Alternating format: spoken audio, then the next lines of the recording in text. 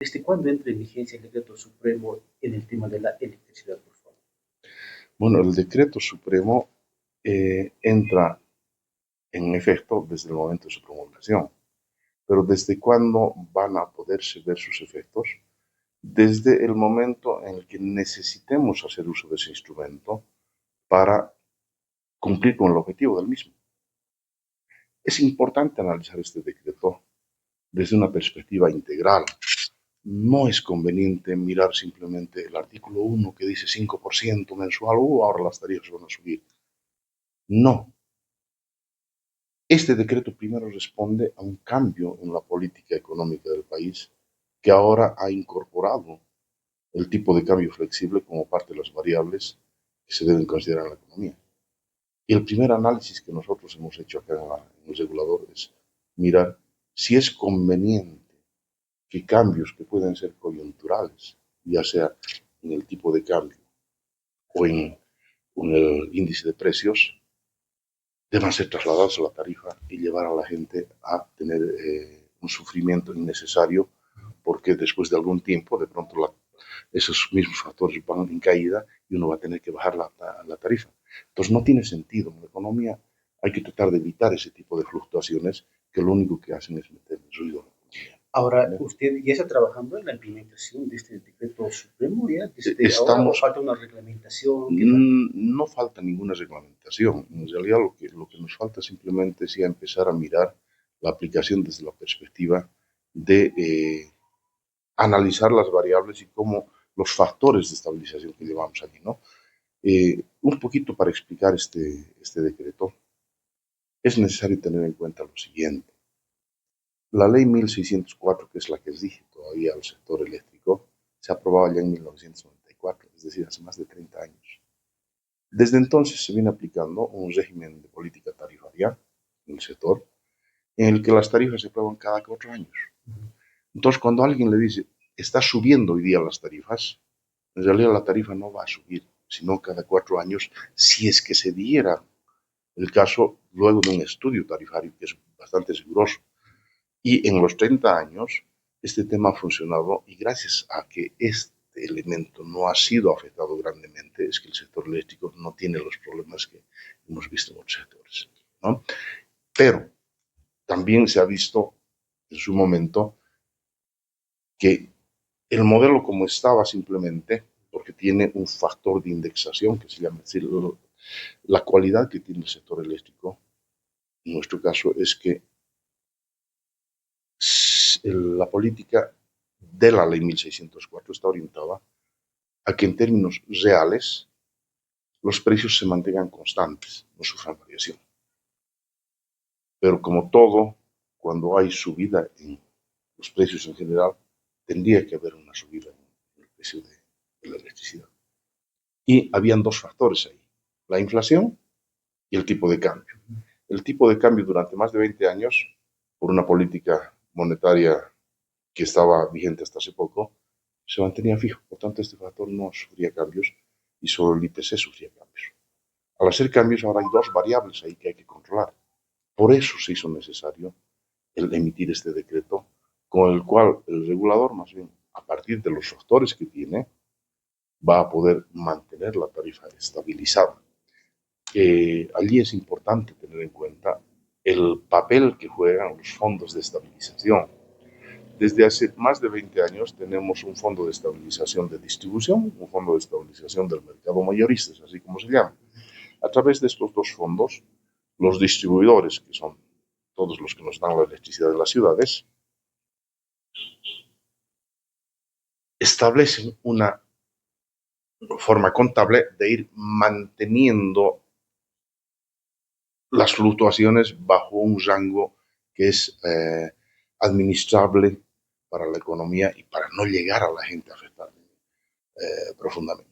¿Ya? Si podemos un poquito precisar, por favor. Ya, sí, claro. El hecho de que ya está vigente es lo que dice el decreto supremo. Sí. Si este mes sube la inflación, sube el dólar y el gas sube, porque son los tres factores que establece, este mes podría subir un 5% la electricidad. No, precisamente ahí está el valor de este decreto y el valor del fondo. de los fondos, porque junto con los otros dos fondos que les decía que están operando hace 20 años, hemos creado un fondo para transmisión, que está también en el decreto. Este fondo nos va a permitir que todas las empresas eléctricas ahora asuman esa estabilización. Entonces, más bien lo que va a ocurrir, y el presidente en eso ha sido muy enfático, ha dicho, no va a ocurrir una elevación de tarifas por efectos del tipo de cambio. ¿Por qué se crea entonces el decreto supremo si es que Precisamente para eso, para que nosotros tengamos los instrumentos que nos permitan llevar a esos fondos de estabilización estos cambios? Es para eso precisamente. el 5% en qué momento se va a El, aplicar? el 5% es la variable que a nosotros nos da la alerta de cómo empezamos a manejar todos estos factores del fondo para llevar estas variaciones a los fondos. Esa es la forma. Por eso que les digo, el decreto no hay que mirarlo de manera aislada, artículo por artículo, leerlo, y hay que leerlo en su integridad. El decreto en su integridad lo que nos está haciendo es, efectivamente, nos da el margen del 5%, pero también nos establece la creación de este fondo de transmisión. Pero además de eso, nos incluye otras dos disposiciones en el artículo 3 que están referidas al Fondo de Estabilización Mayorista y al Fondo de Estabilización Minorista. Y ahí voy a leérselos textualmente un pedacito de uno de estos. Excepcionalmente se podrán aprobar factores de estabilización en cualquier mes de cada semestre eléctrico. Entonces, a diferencia antes, si en el semestre ocurrían grandes cambios, el regulador nada podía hacer. Hoy día, dentro del mes, el regulador puede aplicar estos factores de indexación, estos factores de estabilización, para evitar precisamente trasladar al usuario esos incrementos de tarifa. ¿Ya? Entonces, esa es la verdadera y la real forma en la que se debe entender este decreto y de la forma en la que este regulador va a aplicarlo. Y entonces yo en ese tema les puedo decir enfáticamente, primero, que el decreto tiene el objetivo de estabilizar la tarifa. Segundo, que no va a haber y no ha habido una elevación de tarifas por efectos de la nueva política cambiaria y precisamente es uno de los móviles por los que se aprobó este decreto. Este fondo de compensación no es reciente, es que existía. El fondo de distribución y el fondo de mayorista ya existen hace como 20 años. En ese aspecto, ese fondo en los últimos 5 años, ¿cómo se ha aplicado? ¿En qué porcentaje se aplicó ya? ¿Cómo aplican estos fondos? Cuando ocurren factores que me deberían llevar a que la tarifa suba, entonces lo que se hace es, se define internamente si es tolerable para la economía alguna subida o no, y la diferencia entre lo que se puede trasladar a la tarifa y lo que no, se va al fondo. Entonces, en el fondo, ¿qué es lo que ocurre? Es una especie de contabilidad simplemente en la que se dice, ahora la empresa de distribución va a tener un saldo a su favor, que lo va a recuperar en algún otro momento, de X cantidad. ¿Ya? En el tiempo, luego, va a haber un otro periodo en el que la tarifa debía haber caído. Por ejemplo, una caída del precio del petróleo, como que se da. Entonces, si yo no tuviera estos fondos, todos los meses andaría con que la tarifa subió, con que la tarifa cayó, y entonces es un problema. Entonces, preferimos mantener la tarifa así. Cuando hay un periodo en el que debería subir, el fondo se nutre de recursos o de unos recursos futuros. Cuando va hacia abajo, entonces el fondo lo que hace es absorbe de allí y ya no carga al usuario. Entonces, hace compensación los más con los menos. Esa es la finalidad de los fondos. Según analistas, bueno, antes del decreto supremo, cada 6 meses existía la posibilidad de que suba un 3%. Ahora es cada mes. Existe la posibilidad de que cada mes suba hasta un 5%. Y bueno, según los cálculos de estos analistas, te hablo de Gonzalo Colque, de Raúl Velázquez, quienes advierten que en 6 meses podría subir la electricidad en las facturas de las redes hasta un 34%, haciendo la sumatoria de cada mes de un 5%. A ver, esa es una lectura, como les digo, parcial del tema y asumiendo una intencionalidad del regulador o del gobierno. Y yo les digo enfáticamente desde acá, la intencionalidad de este decreto es estabilizar la tarifa, no subir la tarifa. El modelo regulatorio que nosotros tenemos no es para elevar tarifas, es para hacer que este mercado funcione y funcione en el largo plazo y nos dé electricidad y ojalá electricidad a todos. Entonces, cuando me dicen esto, claro, 5, lo único que hacen es multiplicar 5 por 6, 30%. Eso implica de que ellos me están indicando que mi regla debería ser yo subir la tarifa en 5%. Yo la explicación que le estoy dando es, no señor, para eso tengo los fondos. Precisamente ahí operan los fondos. Entonces, cuando me hacen esa lectura, es una lectura parcial y no necesariamente completa, ¿no es cierto? Y además tampoco refleja una realidad, porque están poniéndole una intencionalidad que no tenemos a este decreto, ¿no? Director, si puede explicar así de manera comprensible el parágrafo 2 y 3 del artículo 2, por favor, del decreto supremo. Ahí son aspectos técnicos, ¿no? Los parágrafos 2 y 3 del artículo 2. Los parágrafos, 2 y 3. a ver, estamos hablando de esto. Esta sería, ¿no? Esto es la Ya, implementación. ya. A ver, el ente regulador en forma semestral mediante resolución administrativa determinará para los nodos de suministro a los distribuidores factores de estabilización que serán aplicados a los precios de nodo vigentes para obtener los precios de energía, potencia y peaje de aplicación que serán transferidos a las tarifas de distribución. Esto ya es un mecanismo que estaba anteriormente y que efectivamente nosotros en el sector eléctrico tenemos el semestre eléctrico. Un semestre eléctrico va del mes de noviembre al mes de mayo y del mes de junio al mes de octubre. ¿Ya? Son los 6 meses, mayo a octubre, noviembre a abril, ¿no? Antes de esto, cada una de las empresas, generadores, todo esto, declaran sus precios al mercado y con base a eso se ve cuáles van a ser las variaciones que pueden ocurrir en los precios y con esa información el regulador cada 6 meses aprobaba estos factores de estabilización, cada 6 meses. ¿Ya? Esa es la primera parte. ¿No? Inciso B. Mensualmente las distribuidoras pagarán a los generadores y transmisores los montos determinados los precios de nodo de aplicación. Este simplemente es la aplicación. Me llega la factura, la pago. Llega la factura, la pago mensualmente. ¿No? Porque acá cómo funciona el sector eléctrico. Tenemos a la generación, que son los que producen la electricidad, a la transmisión, que es la que la lleva desde el punto de generación hasta el punto de entrega a la población, a las ciudades, ¿no? Entonces, este señor es el que recauda con las facturas todo el dinero. Entonces, dentro del mes, tiene que ir pagando a la transmisión y a la generación, ¿no? Entonces, ese es el único objetivo de esto, es decir, cada mes se tiene que hacer este pago. ¿Por qué? Porque de lo contrario podría darse el caso de que alguna empresa decida financiarse con dinero que no es suyo, como lo hacen en otros sectores, ¿no es cierto? De hecho, los que estudian finanzas saben que una de las formas de financiar sus negocios es a través del financiamiento de los proveedores. Entonces, tú eres mi proveedor, yo no te pago hoy día, te pago aquí a 90 días. Pero en el sector eléctrico no podemos darnos ese lujo, ¿no? Esa es una explicación, digamos, del tema. Ahora, habla de 3 factores. Uno, la inflación, el tema del dólar y lo que llaman la atención, el gas. La población se pregunta, es decir, que el gobierno está adelantando que en el futuro o en los siguientes meses, en los siguientes años, va a subir el precio del costo del gas y bajo qué costos va a estar, porque sabemos que el 70% de la luz es a partir de las termoeléctricas. ¿Va a subir el precio del gas, el director? ¿Qué va a pasar? Esa es una preocupación muy profunda nuestra. Sí, o sea, la verdad es de que esa es una profunda preocupación, porque si no haríamos nada, en efecto, este tema nos va a golpear muy fuerte. Por ello, precisamente, el gobierno ha venido tomando ya decisiones y ha tomado acciones también al respecto. Por ejemplo, uno de los temas que no ha sido muy promovido, pero que es de suma importancia, es la generación distribuida de mediana escala.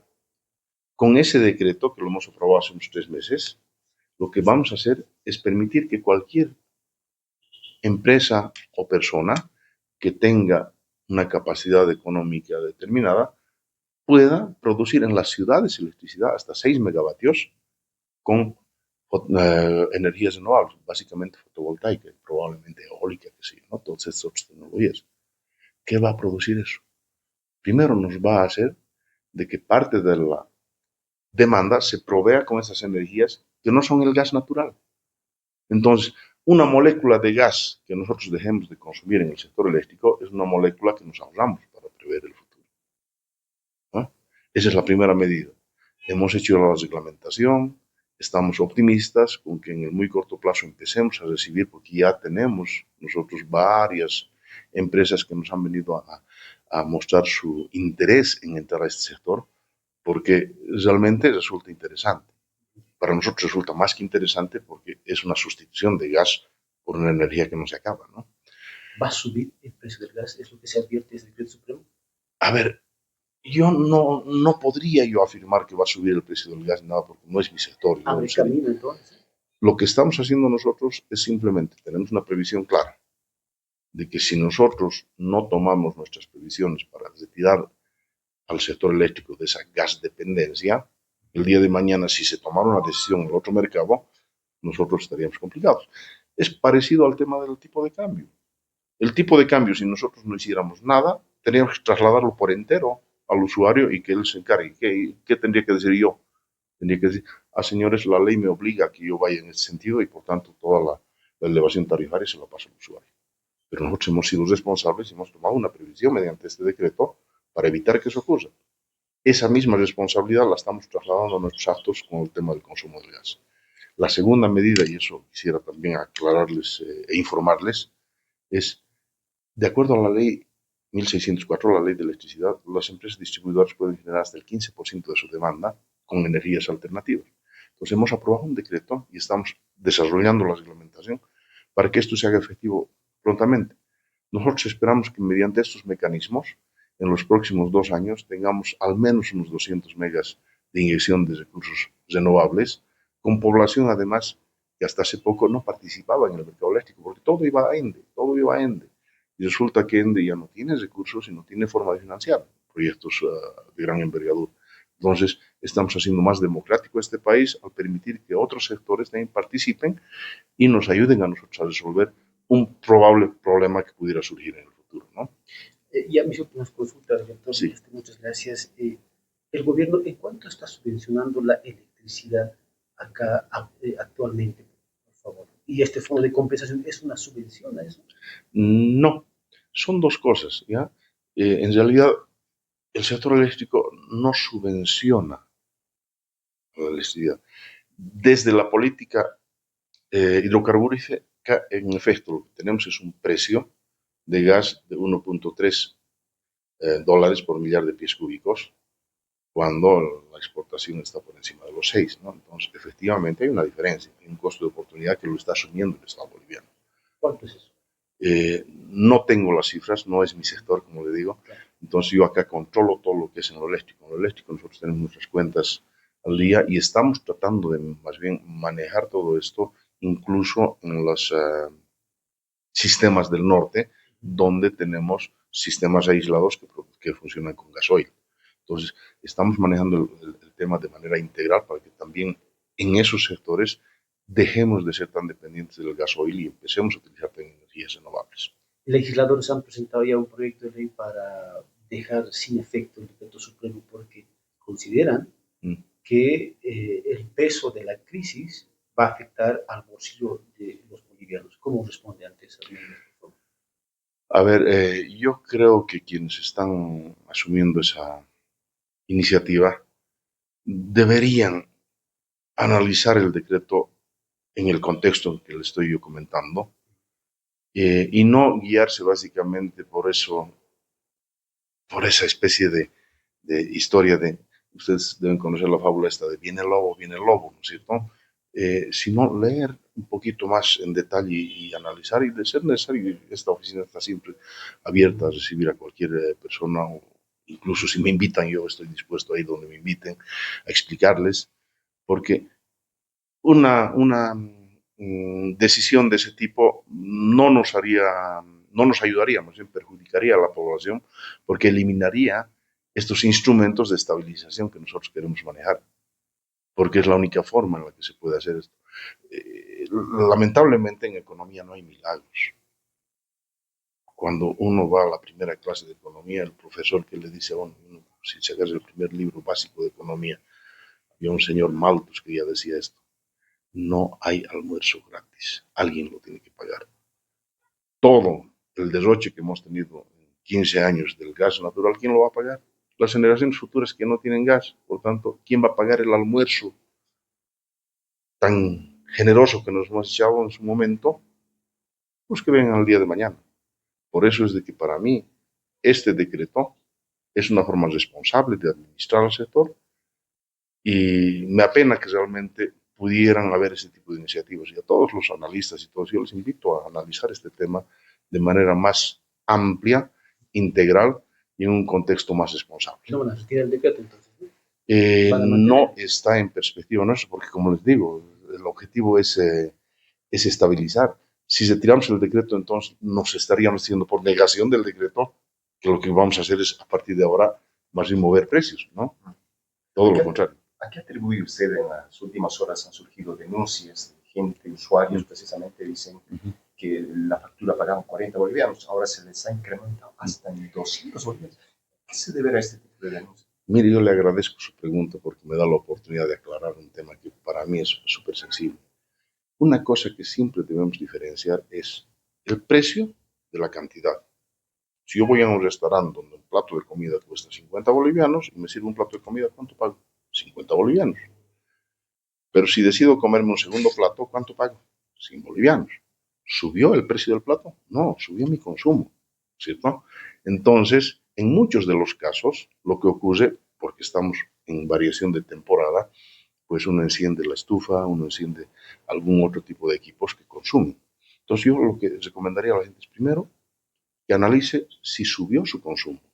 Yo creo que en eso todos tenemos que ser responsables para mirar en nuestro hogar qué equipos estamos utilizando y todo esto, porque si no alarmamos a la población innecesariamente. Verificar con la factura anterior el precio unitario y vamos a encontrar ahí si varió o no varió. Uno. Dos.